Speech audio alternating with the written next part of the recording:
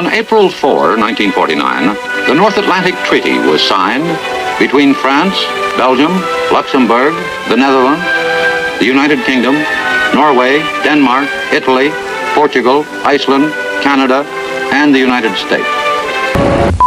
No parent or teenager can be ignorant to the meteoric rise of satanic occultic activity in the United States. After having visited over 100 cities, speaking on this topic, debating Satanists, I'm convinced the message of truth must get out. Is the West really as evil as the rest of the world says? Is USA really the most evil country in history of mankind? Why does the United States always try to impose their values onto other countries as if their own view of morality is the correct one? Why is America the most dangerous nation on earth? The latest events on the global stage have revealed the true face of the West, which aspires to impose its new world order on the world. For ages, people have known, but many have still been in the dark on what's really going on. This isn't a critic of the people of the Western countries, although nuance and understanding people are products of their environment, and state media in Western countries are ridiculous strong, and the circus of sports and debauchery keeps them ignorant. The wars going on right now have shown the true face of the West, pure racism. In the Western perspective, solidarity is selective. International law is selective, according to race, ethnicity, or national origin.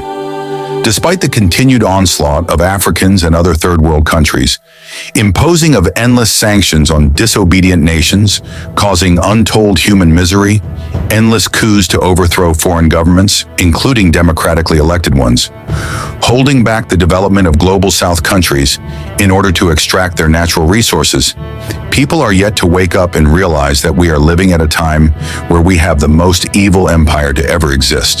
The war on Gaza has unmasked the authoritarian and anti-human rights face of the West, which has long hidden its true nature under the guise of deceptive slogans and democracy. I can't see a nation to have existed, exert as much destruction and empower destruction and death and horror on a completely planetary scale for as long of a time as America. America is an imperialist and militant nation.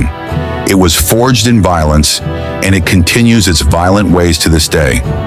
America wages endless wars, causing massive death and destruction everywhere. America's Russophobia led it to instigate the decade-long conflict in Ukraine. America's xenophobia leads it to stir up trouble in Taiwan. Both of these have brought the world to the brink of World War III. The U.S. and its allies do not give up on attempting to hold on to their slipping domination and slow down the objective processes of multipolarity being shaped. Most people in most countries of the world see the USA as the most dangerous to world peace, largely because of their military power. There aren't many countries that are capable of threatening the world. While the U.S. hypes up the danger of small regional powers to justify the taxpayer spending on their permanent war economy, the rest of the world knows better than to worry about countries that don't have the military power to project force anywhere near them. The only countries that meet the requirements are the few countries that have that power. And of those, the USA is by far the most belligerent, objectively speaking. Just look at the cold hard evidence. Nobody else is invading countries halfway across the world, and nobody else is successfully toppling any governments. People like to say Nazis were worse, but Germany itself wasn't a thing until 1866. Nazis weren't a thing until like 1930s, then ended power in 1945. 15 years. Yeah, they did a lot of horrors in that time. But USA already did significantly more horror for its own manifest destiny and continues up to this day taking land and conquering First Nation peoples. However, significant bounties and paid killing and bloody conquest existed into the 1940s, if not later.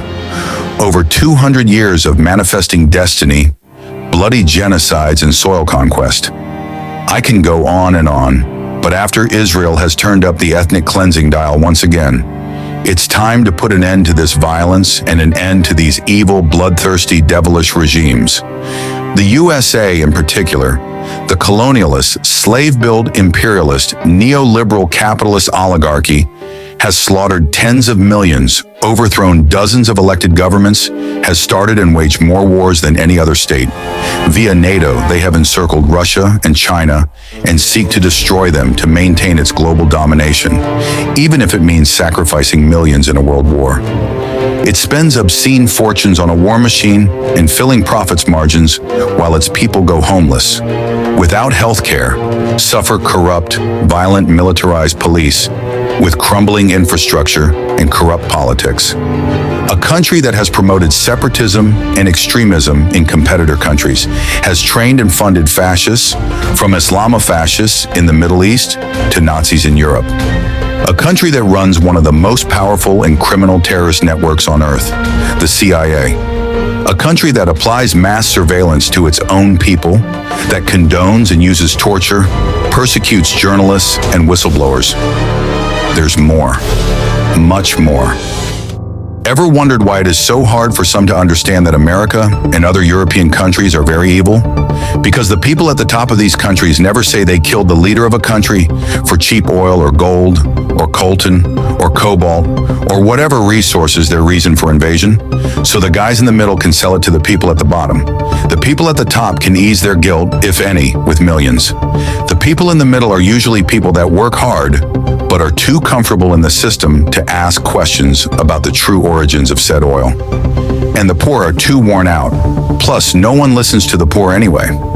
500 years of colonization has left a huge imprint on their DNA, such that people there are not able to assess objectively what is being done through the non-application of international law or through the discretionary application of the international law.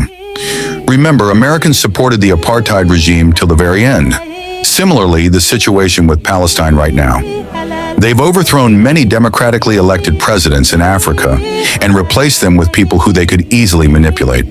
As a result, modern-day America has lost its moral bearings and doesn't know the difference between good and evil. Have you ever wondered why they always try to impose their values onto other countries as if their own view of morality is the correct one?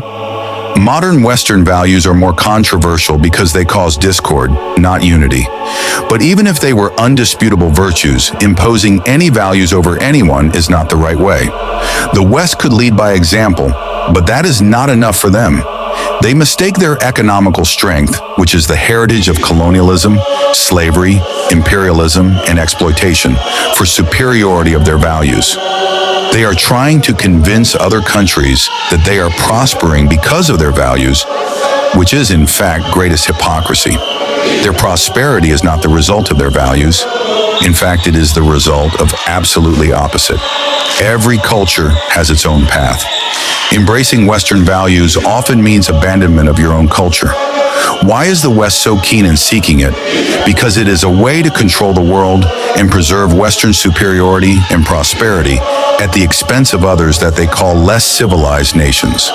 100 some years ago, it was called burden of the white man, bringing civilization to barbarians. Nothing really changes in this world. And what is the core of Western values? Capitalism. In the days of Western colonialism, homosexuality, abortion, and euthanasia were all crimes.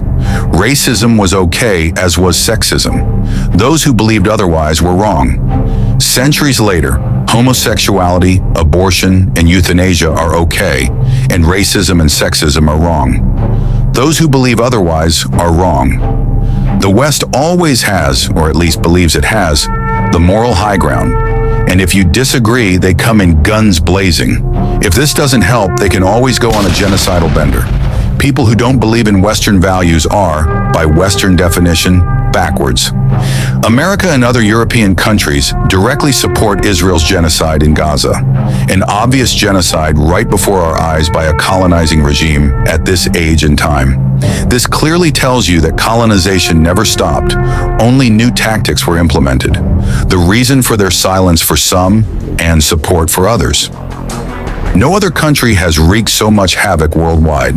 Not Russia, not China, not Iran, not North Korea.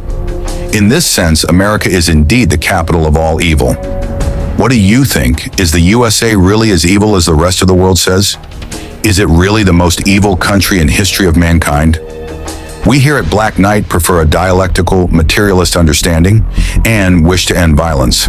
As a Black people's movement, we want to see an ideal state of peace within and among all people and nations on earth. No matter the different cultures, religions, philosophies we all come from, our purpose is pursuit of peace as a fundamental human right globally. Mother Earth needs peace in order to survive. This applies to every angle, including wars, pollution, natural disasters, and more. When peace and harmony are maintained, things will continue to run smoothly without any delay. Moreover, it can be a savior for many who do not wish to engage in any disrupting activities or more. What are your views? Do you believe the West is truly evil? Is there a possibility of gaining world peace at some future? Let's discuss this. Leave a comment, give us a thumbs up, and subscribe to our channel for more content like this one. Until next time, take care and stay curious. Peace.